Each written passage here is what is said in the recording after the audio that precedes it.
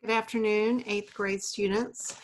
We are continuing our read of The Greatest Treasure Hunt in History, the story of the Monuments Men, and we are on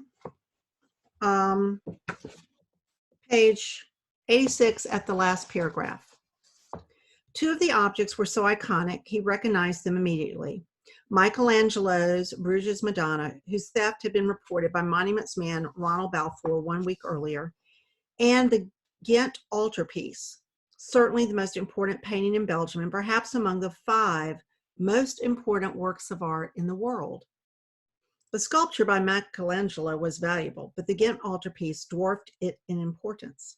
With no further obligations that afternoon, Posey lay down on his cot and started reading through the materials. The Adoration of the Mystic Lamb, its formal name, belonged in St. Bavo's Cathedral in the town of Ghent, about 30 miles east of Bruges. The double-sided wood panel painting, measuring 12 feet high and 16 feet wide, was completed in 1432 by Jan van Eyck and his brother Hubert. From the outset, the painting was considered a towering achievement in the development of art. The use of oil-based paint to create lifelike renderings of people, not the idealized forms of centuries past, astonished viewers. The minute attention to detail, whiskers and beards, fabric on gowns, brightly illuminated landscapes, jeweled embroidery, and even individual strands of hair demonstrate an artistic ability unlike anything anyone had ever seen. And if you look on the bottom of page 86, you see a photograph of this particular piece, the Adoration of the Mystic Lamb. To Adolf Hitler and the Nazis, the Ghent altarpiece was Germanic in style and therefore belonged to Germany.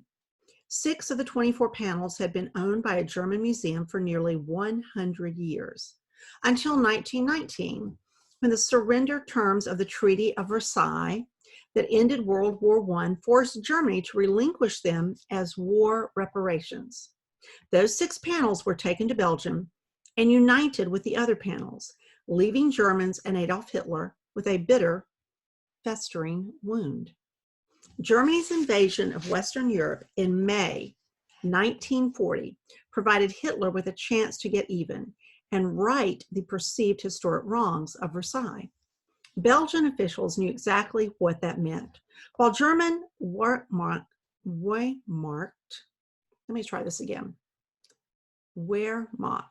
troops were advancing west into France, 3 trucks carrying the Ghent altarpiece were on the road to Italy, desperately hoping to reach the Vatican in safety. By the time the trucks approached the border, Italy had declared war on France. Closed borders forced the drivers to change direction. They headed west, eventually finding an art repository at the foot of the Pyrenees in the southwestern French town of Pau. At that point, the safety of the Ghent altarpiece became the responsibility of the French government. German officials knew where the Belgian treasure had been hidden, but why rush to take it? By 1942, Hitler, unable to resist temptation any longer, ordered a secret delegation to France with instructions not to return to Germany without the Van Eyck's masterpiece. French art officials, including Jacques Jajard, protested vigorously.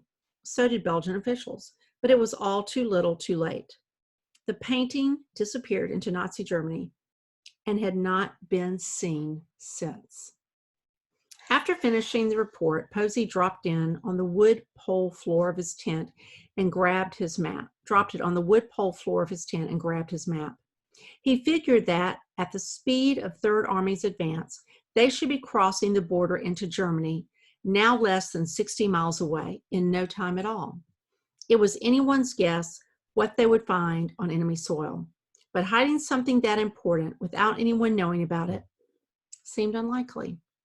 Posey felt sure of one thing.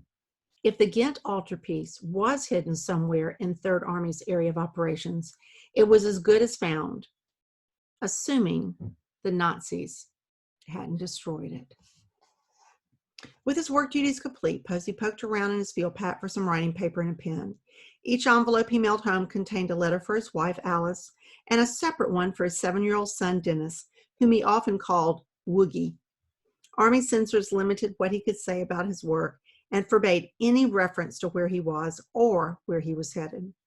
But he always made sure to let Alice know how much he missed her and Woogie, and that his time away from them, though painful, was worth it. He was happy in his job and honored by what he was doing. Letters to Woogie always asked about the zoo, a growing menagerie of animals that were part of their family. Most recently, Woogie had added a bunny rabbit. His son didn't just love animals, he was a born zookeeper. There wasn't much Posey didn't like about the Army, other than missed opportunities with his son, like seeing his first ride on a horse and being at his side to comfort him when he got the measles. But coming from such a poor family, Posey knew the value of the little things he seldom had as a child and made a point of surprising Woogie by including souvenirs with his letters. Sometimes it was a postcard from one of the cities Third Army had liberated, or foreign stamps and currency. Occasionally, he sent home some war booty like a Nazi swastika belt buckle. This night, as he thought about what to write his boy, he remembered that Alice had mentioned some problems Dennis was having with bullies. Pen in hand, he got out a piece of U.S. Army stationery and started writing. Dear Dennis, I'm sorry that you have so much trouble with the kids fighting around town. That is the price one pays for being a bit more civilized than the people about him. I think the best way to handle it is to develop a good uppercut. When you get a bit older, you can take boxing lessons. Until you learn some fist fighting ways, it's probably better to avoid them. After rereading what he'd written, Posey realized it likely wouldn't be of much help. Advice was always a distant second to the magic of a hug. Trying to be an engaged dad from afar was the toughest part of war. Chapter 7, Resurrection and Treachery. Resurrection and Treachery. Pisa, Italy, September to October 1944, page 91. Monuments man Dean Keller knew there was a risk in making the call. The office of Brigadier General Edgar Hume, commander of Allied military government in Italy, was already being bombarded with requests for help, made worse by the devastation to medieval Florence, being reported by Fred Hart. It would be easy for the general staff to ignore his request and write off the Camposanto as another casualty of war. But Keller knew that Hume, who had served on General Eisenhower's command staff in North Africa, had spent 1 year of graduate school in Rome. Perhaps the general's knowledge of Italy and its cultural heritage would work in his favor. The following morning, September 4th, a small convoy of military jeeps pulled into the Piazza dei Mircoli. Keller could barely contain his smile. His call had worked. General Hume hadn't just sent his staff, he'd come himself, accompanied by the Archbishop of Pisa. It was a hopeful beginning. As they approached the medieval structure, Keller, serving as translator, pulled some tourist postcards of the Piazza dei Mircoli out of his pocket and passed them to General Hume and the Archbishop. The two stood outside the entrance holding the photographs of the undamaged Camposanto, with its lead-lined timber roof at arm's length, juxtaposed against the now bare cemetery walls. Seeing that the postcards were having the desired effect, Keller led the small group into the burial site. Even 5 weeks after the inferno, the smell of smoke lingered in the air. The crackling sound of shoes crushing tiny fragments of hundreds of year-old plaster and debris jolted his visitors.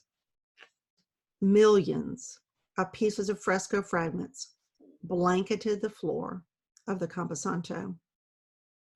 Ancient tombs and urns, shattered by the intensity of the fire, lined the interior walls. Charred remains of frescoes still affixed to the wall had the consistency of dust after being baked by 38 days of exposure to the intense Tuscan sun. The sight and smell of so much fire-damaged beauty create a somber but fitting mood. After all, Keller thought, they were in a cemetery. As the visitors emerged from the remains back into the Piazza dei Miracoli, Keller realized his gamble had paid off. The presence of the Archbishop of Pisa, pleading the case for emergency intervention, had certainly helped. But providing General Hume with an opportunity to see and feel the damage to this once great monument proved the decisive factor. Something could be done, the general told Keller. Something must be done. 7 days later, Keller walked the floors of the Camposanto, cleared of most of the fresco remains and debris. Overseeing a small army of engineers, Italian military personnel, and fresco specialists from Florence and Rome that General Hume's staff had somehow located and transported to Pisa, provide a sense of accomplishment not present in his previous inspection work. Each day presented new challenges, but he loved the opportunity to be doing something. No lumber, no problem, Keller told his team. A midnight requisition from an overstocked ship in nearby Livorno would suffice. All the while, German shells rained down on the area, killing one woman in a nearby building. By October 12th, the job was complete. Army engineers and Italian volunteers put the finishing touches on a temporary roof made of tarpaulin and tar paper.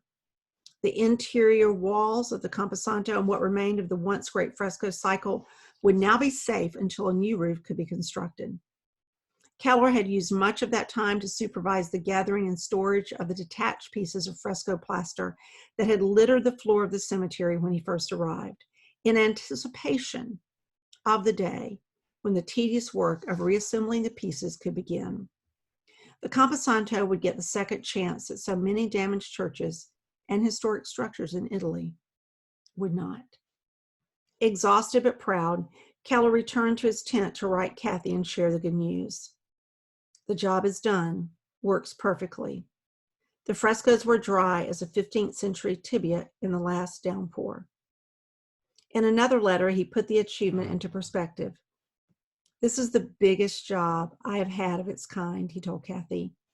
It has been interesting all through, though fraught with unforeseen troubles. I wonder if this whole story will ever come out for people to know about and to realize. I doubt it. We're going to stop there, at the bottom of page 93. And tomorrow we begin in Florence, Italy, September to October 1944. Thank you so much, 8th graders. Have a really good day and take care of yourselves. Bye.